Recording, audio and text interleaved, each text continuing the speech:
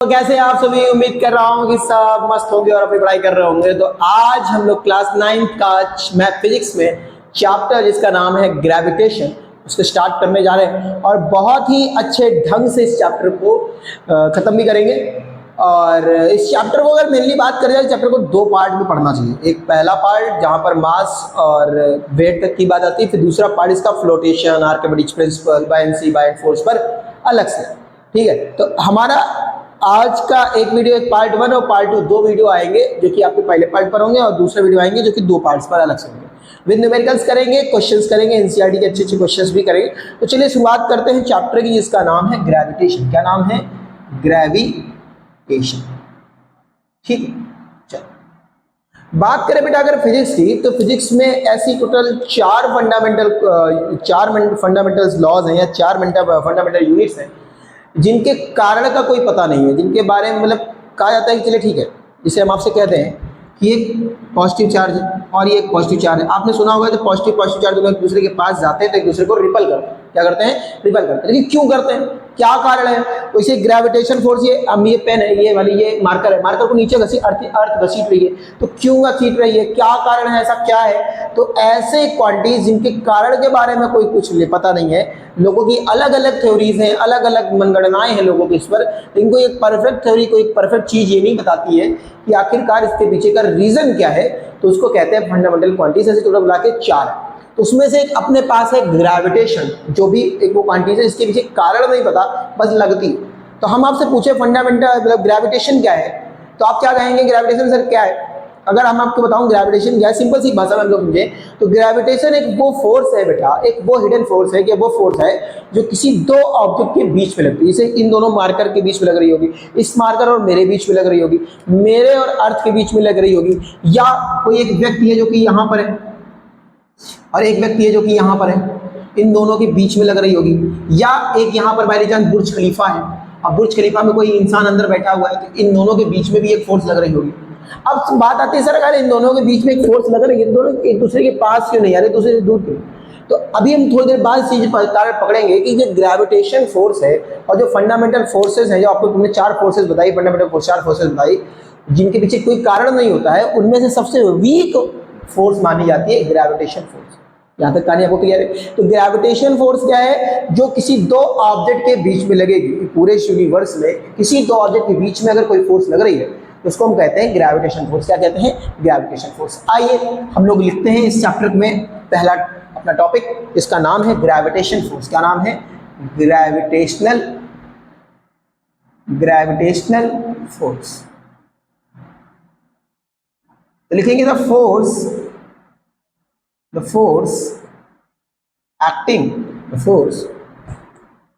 force acting between any two object in this universe because of their masses are called gravitational force। क्या कहते हैं उसको? Gravitational force कहते हैं।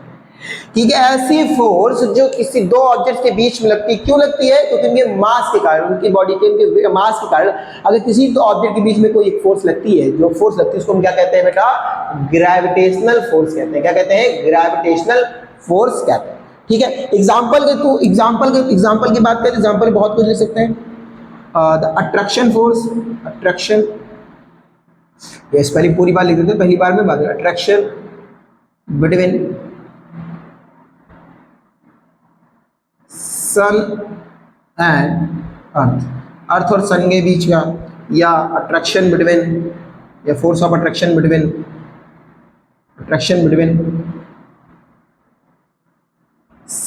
अर्थ and moon. एक फोर्स ऑफ अट्रैक्शन वहाँ पे लग रही होगी, अर्थ एंड मून, या अट्रैक्शन बिटवीन, बहुत सारे एग्जांपल लिख सकते हैं आप, बहुत सारे example. Attraction between 1 kg of mass and 10 kg of mass. एक 10 किलो का मास है, 20 किलो का मास है, उसके बीच में भी एक फोर्स ऑफ अट्रैक्शन लग रही है। उसको भी क्या कहेंगे बेटा, ग्रेविटेशनल फोर्स कहेंगे। तो अभी तक हम लोगों ने क्या सीखा कि ग्रेविटेशनल फोर्स एक ऐसी फोर्स है जो किसी दो ऑब्जेक्ट के बीच में लगती है, और ये इतनी कम होती है कि हमको ये महसूस नहीं होती। अगर ये महसूस हो सकती बच्चा मुन्ना, अगर ये महसूस हो सकती बेटा, तो कहीं ना कहीं हम इस अर्थ पर जिस हिसाब से जैसे हमारी जिंदगी आराम से चल रही है वैसी ना चल पाती, ठीक है, वैसी ना चल पाती। तो अभी तक हम लोगों ने पढ़ लिया ग्रेविटेशनल फोर्स क्या होती है। तो एक ऐसी force acting any two object in this universe because of their masses are called gravitational force. Example के रूप में हमने आपको बता दिया। फिर एक बात आती है, सर हमने एक नाम सुना है ग्रेविटी का, क्या नाम सुना है बेटा, ग्रेविटी। तो सर ग्रेविटी क्या होती है? तो बेटा ग्रेविटी में हम स्पेसिफाई कर देते हैं कि एक अर्थ है बाकी कुछ और है। मतलब अभी हमने कहा बिटवीन दो, अभी हमने कहा कि जो ग्रेविटेशनल फोर्स होती है वो दो ऑब्जेक्ट के बीच का खेल है। तो अब उस दो ऑब्जेक्ट में एक ऑब्जेक्ट फिक्स हो गया कि वो एक ऑब्जेक्ट जो है वो अर्थ है, और अगला जो ऑब्जेक्ट होगा वो कुछ और हो सकता है, बाय द चांस मैं हूं या कोई भी हो, अर्थ है, सन है, कुछ भी हो सकता है। तो एक ऑब्जेक्ट तो फिक्स है कि वो अर्थ होगा, दूसरा ऑब्जेक्ट कोई और हो सकता है, तो उसको हम क्या कहेंगे बेटा, ग्रेविटेशन, क्या कहेंगे, ग्रेविटी कहेंगे। क्या कहेंगे? ग्रेविटी कहेंगे। क्या कहेंगे? ग्रेविटी। तो इसको भी लिखेंगे the force of attraction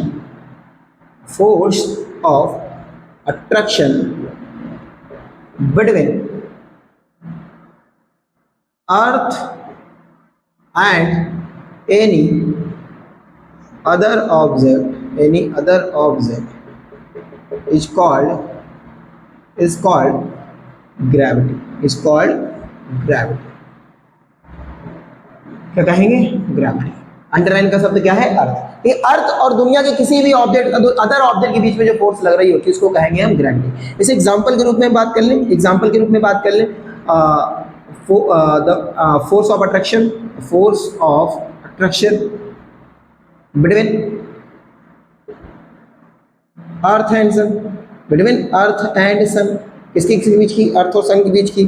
force of attraction between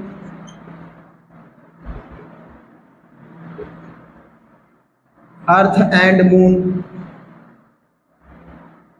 या फोर्स ऑफ अट्रैक्शन बिटवीन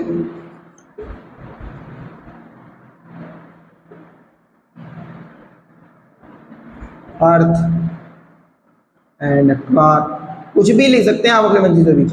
ये सब क्या है? एग्जाम्पल है कि मतलब ग्रेविटी वो फोर्स है, जब ग्रेविटी वो फोर्स है कि फोर्स ऑफ अट्रैक्शन जो कि अर्थ या किसी और ऑब्जेक्ट के बीच में फोर्स ऑफ अट्रैक्शन होगी उसको हम कहेंगे ग्रेविटी। जैसे कि मैं ये मार्कर है, अब ये मार्कर को फोर्स ऑफ अट्रैक्शन मैंने आपसे बताया ग्रेविटेशनल फोर्स क्या होता है कि मेरे और इस मार्कर के बीच में भी एक फोर्स लग रही होगी, लेकिन इस मार्कर और इस अर्थ के बीच में भी फोर्स लग रही होगी जो कि अर्थ को घसीट पा रही है। इसका मतलब क्या है? यहाँ से हम भी जान सकते हैं कि अर्थ का जो ग्रेविटेशनल फोर्स, अर्थ की जो ग्रेविटी है वो हमारे ग्रेविटेशनल फोर्स से ज्यादा है, इसी कारण वस्तु नीचे घसीट पा रही है।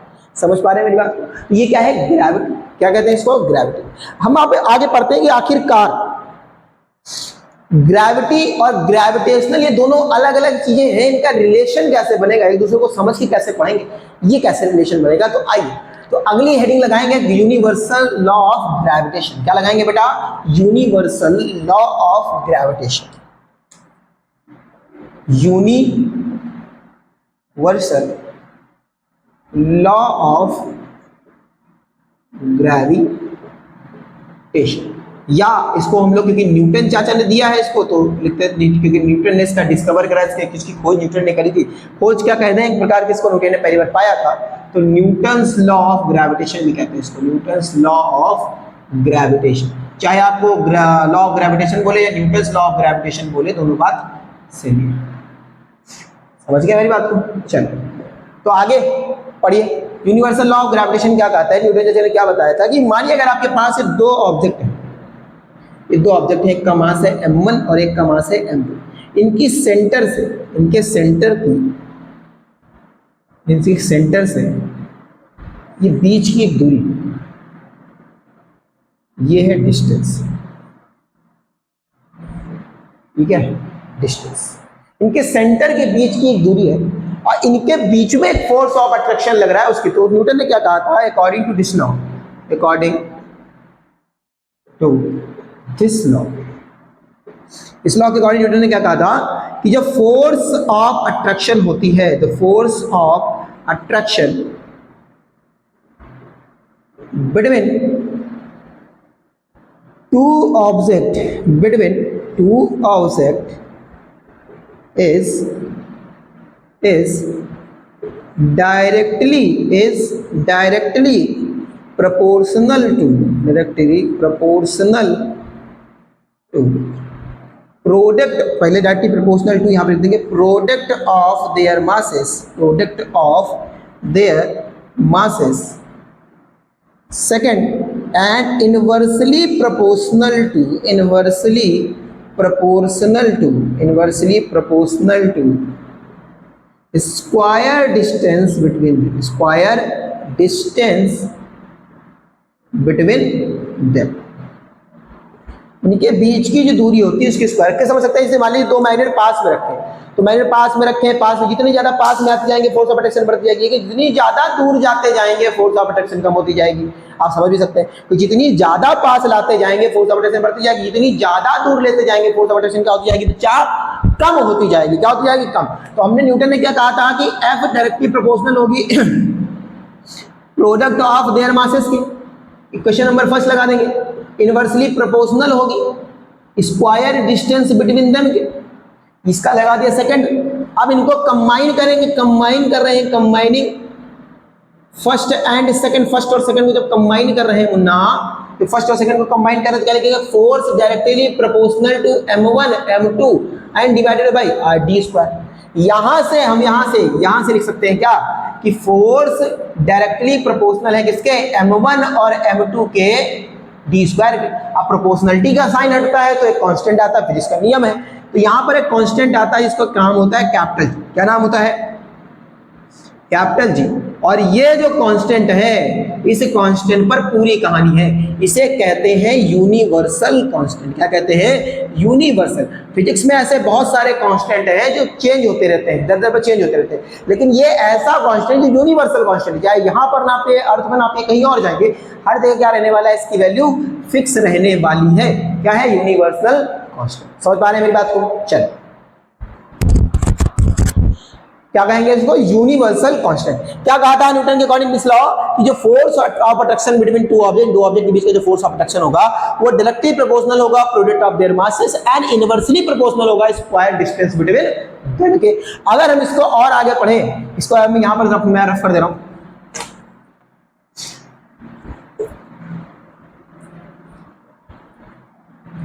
अभी तक हमने जो रिलेशन लेके आए हैं वो क्या लेके आए बेटा कि F इज इक्वल टू में capital G m1 m2 upon में d स्क्वायर। अब भैया अगर इस G की बात करें तो हमने आपको बताया ये क्या है, यूनिवर्सल कांस्टेंट है। ये क्या है? यूनिवर्सल कांस्टेंट है, मतलब इसकी वैल्यू फिक्स रहने वाली। तो सर वो वैल्यू क्या होगी? तो हेडिंग लगाएंगे वैल्यू ऑफ कैपिटल G। इसको कैपिटल G पढ़ने का डाल लीजिएगा भैया, क्योंकि आपके बुक में दो G है, कैपिटल G है, कुछ small G। Value of capital G क्या होती है बेटा? ये होती है 6.67 इंटू 10 टू की पावर -11। और इसकी यूनिट निकालने का तरीका क्या है? अगर मुझे यहाँ इसकी यूनिट निकालनी है तो मैं कैपिटल G यहाँ लिखूंगा, डी डिवाइड में इधर जाएगा, मल्टीप्लाई में हो जाएगा F के साथ, बोलो, और M प्रोडक्ट ऑफ मासेस है, डिवाइड में आ जाएगा M1 और ये हो जाएगा M2। एक फॉर्मूला ये बना सकते हैं आप। यहाँ से क्या निकल के आएगा? G इज इक्वल टू में फोर्स होती है न्यूटन, डिस्टेंस होती है मीटर स्क्वायर में, और अपॉन में kg। तो यहां से क्या आ जाएगा? यहां से आ जाएगा बेटा न्यूटन मीटर स्क्वायर केजी की पावर -2। तो इसकी यूनिट क्या लिख सकते हैं? न्यूटन मीटर स्क्वायर केजी की पावर -। ये हो गई कैपिटल जी की यूनिट। ये क्या हो गई? कैपिटल जी की यूनिट। अब सोचिए कितना छोटा फोर्स है, ये बहुत छोटा है ना, -11। इसका मतलब 0 के पॉइंट 11 बार 0 लगे हुए हैं, फिर कोई संख्या नहीं। कितनी छोटी हो गई? बहुत छोटी। इसलिए मैंने कहा था ना ये वीकेस्ट फोर्स है। जो 4 फंडामेंटल फोर्सेस हैं उसमें से वीकेस्ट फोर्स मानी जाती है। समझ पा रहे हैं मेरी बात को? तो ये हो गया कैपिटल जी का डेरिवेशन। आइए एक दो क्वेश्चन कर लेते हैं इस पे, छोटे छोटे से प्यारे प्यारे से, फिर हम लोग आगे बढ़ते हैं कहानी को।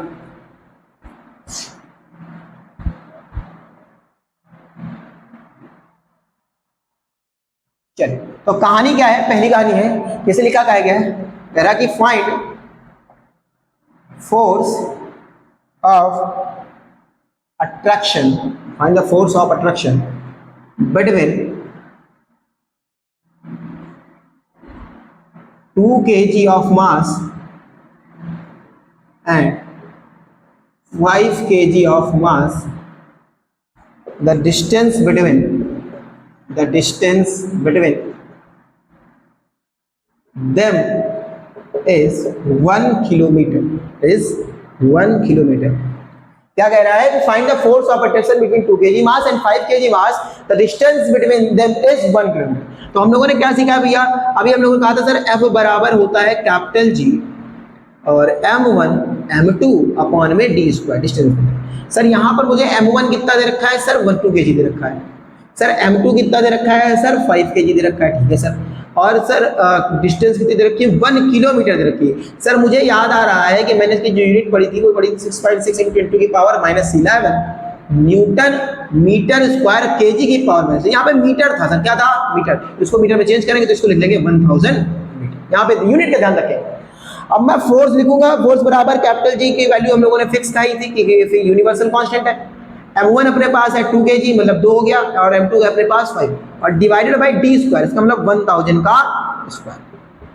ये हो जाएगा 6.67 × 10 की पावर -11 इंटू में 5 2 जा 10 और डिवाइडेड बाय 1000 है 1 2 3 और 3 जीरो इसके और स्क्वायर 1 से 0 से 0 कैंसिल हो गया, इतने जीरो है 2 2 4 और 1 5। तो ये हो जाएगा 6.67 × 10 की पावर -11 और डिवाइडेड बाय 10 की पावर 5 जीरो।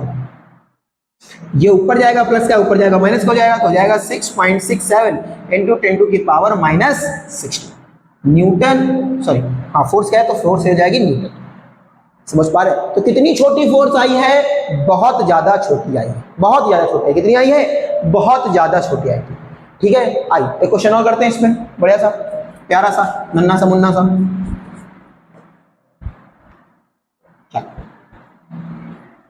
हाँ कह रहा है फाइंड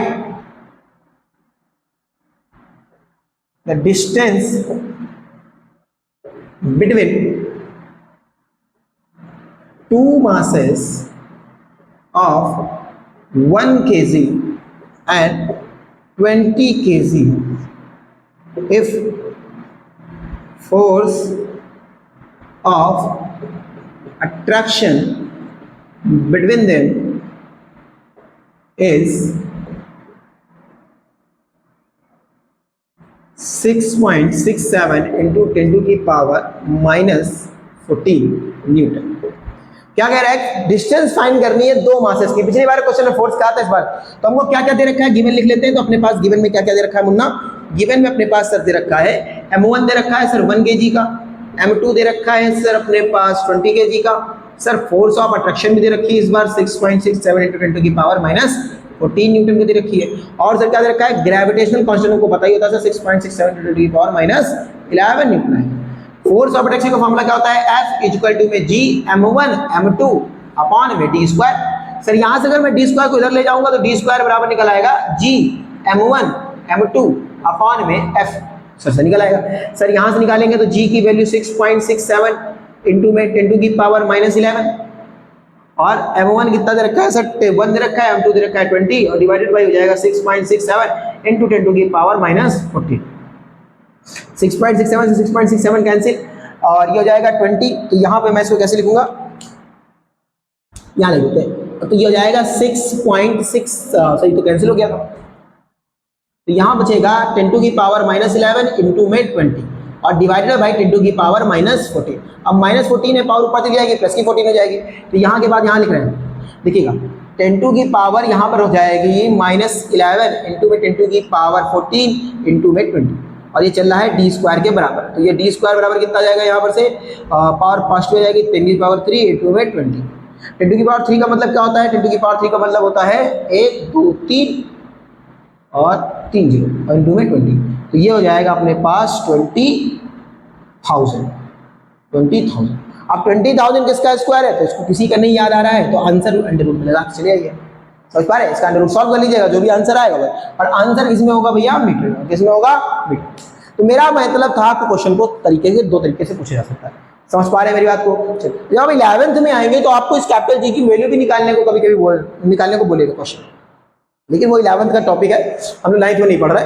ठीक है, चलिए हम लोगों ने यहाँ तक 2 टॉपिक पढ़ लिए, universal law of gravitation constant पढ़ लिया, ये सब पढ़ लिया है। अब हम लोग पढ़ने जा रहे थे ग्रेविटी। हमने कहा था ग्रेविटी और उसके स्मॉल जी कैपिटल जी के बीच में रिलेशन पता करेंगे। क्या पता करेंगे?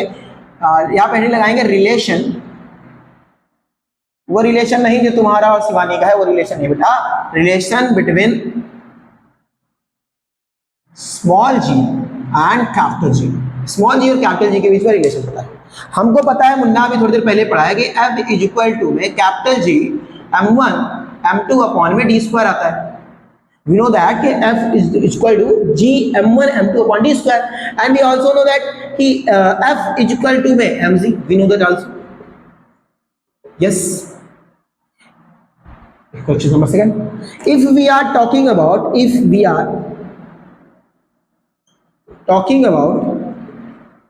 gravity,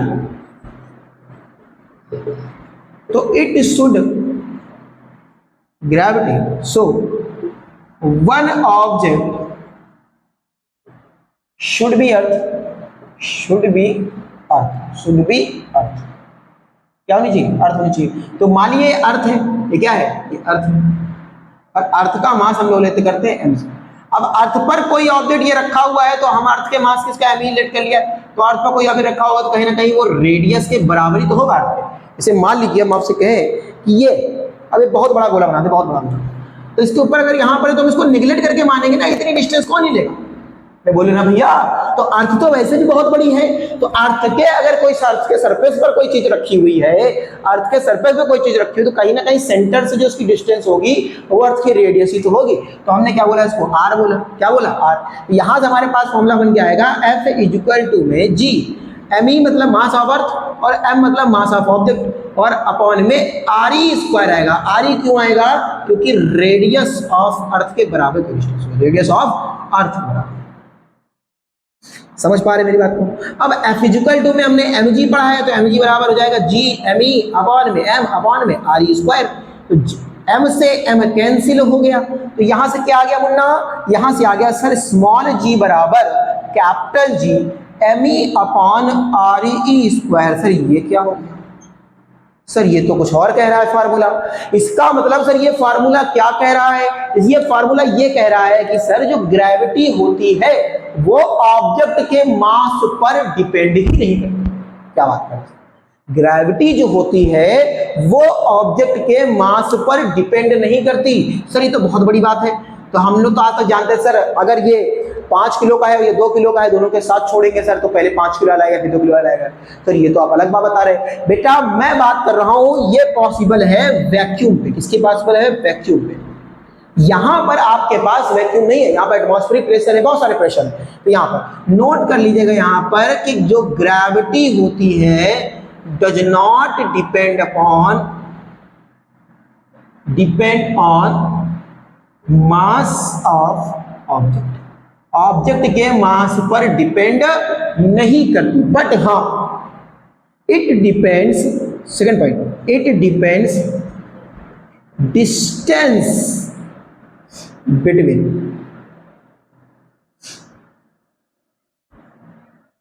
ये किस पर डिपेंड करती है? डिस्टेंस। जैसे मानिए कोई एक ऑब्जेक्ट है यहां पर, इसका मास है 5 kg का, और यहां पर है ये भी है, इसका मास है हमारे 50 kg का, और ये सेम हाइट से नीचे आएंगे, ये भी h है ये भी h है, तो दोनों कितने टाइम नीचे आएंगे? तो सेम टाइम पर नीचे आएंगे। कितने टाइम पे आएंगे? लेकिन अगर ऐसा है कि ये यहां से मास है 50 kg का और यहां पर ये मास है 100 kg का, तो बेटा अगर इसकी डिस्टेंस h है तो ये मान लीजिए हम लोग x मान लेते, तो पहले ये नीचे आएगा। क्या नीचे आएगा? ये नीचे आएगा। तो इसका मतलब ये हाइट पर डिपेंड करती है। मान लीजिए यहां से उसको छोड़ने के पहले ये नीचे आएगा, फिर ये नीचे आएगा, क्योंकि इसको कहीं ना कहीं इतनी डिस्टेंस भी तो कवर करनी है, इसके बराबर के। हाँ ना बोल भाई ना, कहीं ना कहीं इसको ये डिस्टेंस कवर करनी होगी। तो कहीं ना कहीं हम क्या बोल रहे हैं कि जो स्मॉल जी होता है वो ऑब्जेक्ट के मास पर डिपेंड नहीं करता और नहीं करता। समझ गया मेरी बात को? तो आज के लिए इस वीडियो में इतना ही। मिलेंगे इसके नेक्स्ट वाले पार्टी में और अच्छे क्वेश्चंस की प्रैक्टिस करेंगे और अच्छे कॉन्सेप्ट को जानेंगे। तब तक के लिए बड़े बड़े साथ, and thank you for watching us and have a nice day. Take care, bye bye, see you.